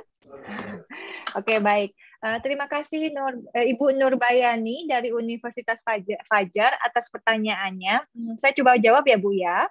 Untuk mahasiswanya yang mengundurkan diri ini sayang sekali, namun kami mengerti kalau diterima juga untuk program lainnya ya, program MSIB. Jadi kalau misalnya mahasiswa ini lebih memilih untuk MSIB, tidak perlu Bu untuk memberikan surat pengunduran diri, karena waktunya sudah habis juga Bu kalau untuk melakukan ini. Jadi koordinator PT memastikan saja bahwa mahasiswa tersebut tidak masuk ke dalam lampiran SPTJM dan juga tidak masuk ke dalam surat rekomendasi gitu. Karena nanti ini akan berimplikasi kepada pencairan dana termin pertama bagi mahasiswa. Gitu ya Bu ya. Jadi dibantu saja dari pendataan secara administratif oleh koordinator PT. Yang kedua, terkait dengan koordinasi di lapangan ketika masa penugasan dimulai, mahasiswa ini wajib didampinginya oleh DPL, Bu. Gitu. Jadi cukup DPL saja yang mendampingi mahasiswa untuk turun ke lapangan, namun koordinator PT sekiranya dapat melakukan koordinasi dengan DPL-nya, gitu. Terutama jika DPL-nya ini tidak berasal dari perguruan tinggi yang sama, gitu. Misalnya mahasiswanya dipindahkan, jadi mohon koordinator PT-nya dapat segera menghubungi DPL yang ditempatkan di lokasi tersebut untuk membantu mahasiswanya turun ke lapangan. Baik, terima kasih. Silakan Pak Wagiran jika ingin menambahkan. Lanjut, Mbak. Baik, terima kasih Teh Asri dan Pak Wagiran. Ini mungkin satu pertanyaan terakhir ya, Teh Asri, Pak Wagiran, atau masih ada berapa pertanyaan lagi yang bisa kita tampung? Untuk lanjut dulu, silakan. Baik. Ini dari Bapak Muhammad Ihsan Hajri dari Unsri. Saya ajak bergabung, silakan Bapak. Selamat siang Pak Wagiran, Bu Asri. Salam sehat. Sehat Mas. Mohon izin bertanya Bapak dan Ibu, ini untuk SPTJM tahap 1 ini berarti isinya hanya untuk termin pertama, berarti biaya bantuan hidup 2 bulan, 2.400.000, benar ya? Untuk UKT dan lain-lain berarti belum kita masukkan ke SPTJM tahap pertama ini Bapak Ibu ya? Benar seperti itu Bapak Ibu ya? Memastikan saja karena takutnya nanti kita masukkan semua komponennya gitu kan, takut kesalahan saja. Baik, kemudian nanti menu uploadnya ada di menu MBKM Bapak dan Ibu ya. Oke, baik, dan juga nama Mas. Oke, baik, itu saja pertanyaannya, takut salah keliru nanti. Baik, terima kasih Bapak. Mungkin saya langsung menjawab, bisa ditambahkan oleh Pak Wagiran. Betul sekali, untuk SPTJM termin pertama ini betul-betul hanya untuk bantuan biaya hidup mahasiswa sebesar 2,4 juta rupiah. Jadi nanti di dalam buku saku koordinator PT itu akan ada timeline-nya Bapak Ibu sekalian. Jadi jelas timeline-nya apa, kapan, kemudian dokumen pertanggungjawabannya apa, isinya apa saja. Nah, ini juga bisa dapat ditanyakan ke helpdesk ya di laman MBKM. Untuk SPTJM yang UKT nanti rencananya akan dicairkan di tengah masa penugasan mahasiswa selama program kampus mengajar angkatan ketiga. Gitu ya Bapak Ibu, jika ada pertanyaan yang kurang jelas bisa langsung menghubungi kami di helpdesk. Dan diharapkan semua informasi ini juga dapat diakses di grup Telegram dan juga sosial media kampus mengajar. Kami mohon Bapak Ibu sekalian untuk sekiranya dapat mendownload aplikasi Telegram dan bergabung di dalam grup-grup yang sudah ditentukan oleh panitia. Ya, tambahannya tadi Mas Ihsan ya dari Usri ya. Mungkin juga untuk Bapak Ibu koordinator PT yang lain, jadi kita sampaikan paling tidak nanti ada 3 SPTJM ya Mbak, yang akan kita mohon Bapak Ibu koordinator PT bisa menyiapkan dan mengunggah. Jadi yang pertama, SPTJM untuk pencairan uang saku 2 bulan pertama atau termin pertama, yang ini nanti memang paling lambat kapan Mbak ya, nanti sudah kita informasikan ya, tapi harapannya bahwa ini untuk menjamin bahwa nanti adik-adik mahasiswa yang bertugas begitu kita kirimkan ini sudah membawa uang saku 2 bulan pertama. Nah, ini mohon Bapak Ibu koordinator PT segera mengunggah karena nanti ini perlu kita verifikasi. Setelah itu perlu kita ajukan ke Belmawa untuk pencairan. Dan pencairan ini nanti kan ada prosesnya ya Bapak Ibu. Ya. Prosesnya itu ada waktu yang tidak bisa kita percepat. Jadi sudah ada standarnya untuk pencairan itu. 14 hari mungkin ya, atau mungkin mudah-mudahan bisa kita percepat. Tetapi ada waktu standar yang memang tidak bisa kita perpendek. Sehingga itu mohon nanti segera untuk SPTJM pertama. Lalu nanti juga setelah itu ya nanti juga untuk pencairan SPTJM untuk uang saku di termin kedua. Jadi nanti hanya ada 2 termin ya. Itu juga nanti di mungkin pertengahan ke sana ya, tapi tidak di akhir program. Gitu. Jadi harapannya juga mahasiswa nanti begitu selesai program itu uang sakunya sudah cair. Kemudian yang berikutnya adalah SPTJM untuk UKT, nanti juga akan kita informasikan kapan waktunya. Tapi tadi Mbak Asri menyampaikan, kemarin sudah kita coba kaji betul, supaya nanti di pertengahan itu, ya sedikit pertengahan ke sana, itu Bapak Ibu sudah bisa mengajukan SPTJM UKT. Ya. Sehingga kita harapkan selesai program itu UKT sudah bisa kita transfer ke rekening Bapak Ibu. Karena untuk KM3 ini pembiayaan ini sudah ada di Direktorat Belmawa Bapak Ibu, sehingga mudah-mudahan nanti ini bisa kita kelola atau urus lebih cepat ya. Terima kasih, itu tambahannya. Baik, saya menambahkan sedikit terkait dengan deadline-nya Pak Wagiran. Untuk SPTJM dan juga surat rekomendasi pembayaran dana bantuan hidup termin pertama bagi mahasiswa, kami mohon sekali bantuannya dari Bapak Ibu Koordinator PT untuk dapat mengunggahnya mulai tanggal 1 Februari.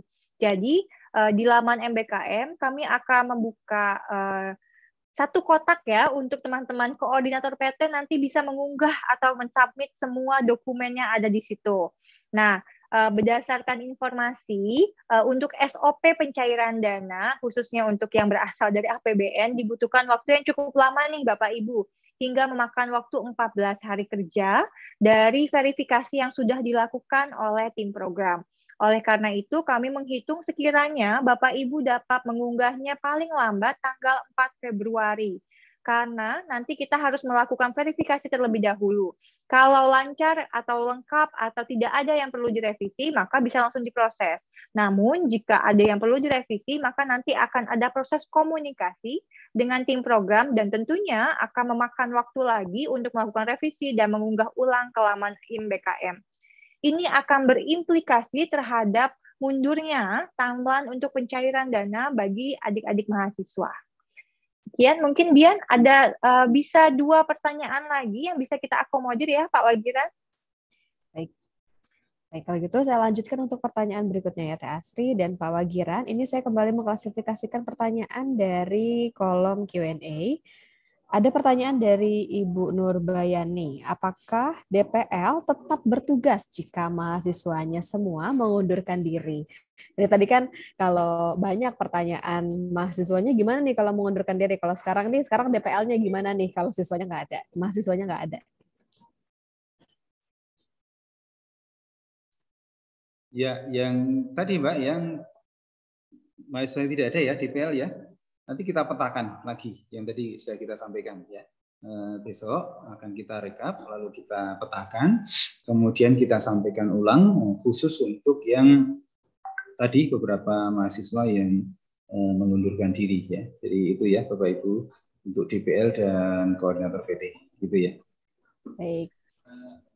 Mungkin saya kasih informasi tambahan ya Bapak Ibu. Jadi ada beberapa kasus di mana ternyata yang mengundurkan diri ini tidak hanya mahasiswa, namun ada juga DPL-nya. Nah, nanti ini akan dipetakan ulang supaya DPL yang masih ada dan bertahan dengan kondisi di mana tidak ada mahasiswanya bisa kita petakan ulang dan memastikan bahwa DPL tersebut bisa bertugas dengan minimum ada 2 orang mahasiswa yang menjadi bimbingannya. Oke. Baik. Ini satu pertanyaan terakhir tentang role ya, Teh Asri dan Pak Ugiran untuk role DPL dan koordinator PT. Jika dalam satu universitas untuk koordinator PT dan DPL-nya adalah 1 orang yang sama, ini bagaimana? Terus yang kedua, bisa nggak ya kalau saya nih sudah lulus di DPL terus disuruh jadi koordinator PT dan udah mengisi juga nih koordinator PT-nya. Boleh diganti nggak ya koordinator PT-nya dan ini harus seperti apa mekanismenya? Ya, tambah sedikit ya. Tadi juga mau kita sampaikan. Yang pertama adalah mohon DPL dan koordinator PT ini berbeda ya. Karena nanti tugasnya juga sama-sama beratnya ya. Jadi agak susah kalau didobel gitu ya. Itu yang pertama. Jadi kami harapkan DPL dan koordinator PT ini berbeda. Di samping itu juga nanti alasan administratif ya. Alasan administratif maksudnya kalau Bapak Ibu nanti menjadi DPL atau menjadi koordinator PT, maka penghargaan ataupun insentif ataupun honorarium itu tidak bisa diberikan kedua-duanya karena terjadi double funding.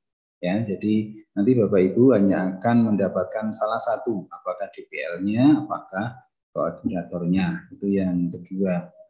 Nah, terkait dengan perpindahan, mungkin nanti secara teknis teman-teman bisa menyampaikan juga. Ya, jadi kalau Bapak Ibu silakan bisa memastikan posisinya, apakah menjadi DPL ataukah menjadi koordinator PT. Kalau tetap menjadi koordinator PT, nanti sampaikan di LBS, nanti juga di-update datanya di MBKM siapa yang menjadi koordinator PT. Ya, nanti itu dirubah ya, apakah mau DPL, apakah mau koordinator PT. Ya, itu. Sedikit tambahan saja dari Pak Wagiran, betul sekali Bapak Ibu, mohon maaf tidak bisa double job ya, jadi harus memilih antara DPL atau koordinator PT karena nanti masing-masing memiliki perannya yang sangat penting di program kampus mengajar. Kami informasikan dari 578 perguruan tinggi yang lolos mahasiswa dan DPL-nya, hingga saat ini baru ada 412 koordinator PT. Jadi kami mohon bantuannya kepada khususnya DPL yang ada di sini untuk memastikan bahwa perguruan tingginya sudah mendaftarkan koordinator PT-nya karena ini akan sangat penting di minggu ke depan di mana kita sudah mulai mencairkan dana untuk termin pertama. Khusus untuk bagi teman-teman mahasiswa yang menonton via YouTube, kami juga mohon untuk mahasiswa mengecek ke perguruan tingginya untuk memastikan apakah sudah ada koordinator PT atau belum. Kalau belum ada, silahkan segera mendaftarkan satu orang dosen yang ditunjuk oleh perguruan tinggi ke laman MBKM. Nah, nanti bisa di situ dipilih dulu terlebih dahulu ya, Bapak Ibu, untuk program kampus mengajar. Jangan menjadi koordinator PT untuk program lain, karena ada pilihannya di situ. Jadi, setelah dilakukan pendaftaran, koordinator PT dapat mengisi informasi yang dibutuhkan secara lengkap, dan mulai minggu depan dapat melakukan tugasnya dengan mulai mengupload SPTJM dan juga surat rekomendasi yang dibutuhkan bagi mahasiswa. Baik, terima kasih Pak Wagiran Teh Asri. Tadi pertanyaan terakhir ya, ini kalau misalkan tadi Pak Wagiran Teh Asri bilang DPL ini nanti akan double job kalau misalkan sama koordinator PT. Kalau menurut saya jadi triple job nih Teh Asri, Pak Wagiran, karena sama jadi dosen juga ya. Khawatirnya nih Bapak dan Ibu kalau triple job gini malah burn out ya ujung-ujungnya. Nanti mahasiswanya malah kebakaran nilainya. Jadi biar Bapak dan Ibu tetap sehat, pilih salah satu saja, mau jadi DPL atau koordinator PT ya, karena diduakan itu tidak enak Bapak dan Ibu. Baik Bapak dan Ibu, untuk kegiatan pada siang hari ini sudah selesai semua. Kita sudah pada di akhir penghujung sosialisasi untuk DPL dan koordinator PT. Sebelum kita menutup kegiatan pada siang hari ini, mari kita berdoa terlebih dahulu atas segala kelancaran yang sudah kita laksanakan dalam kegiatan ini. Berdoa dipersilakan.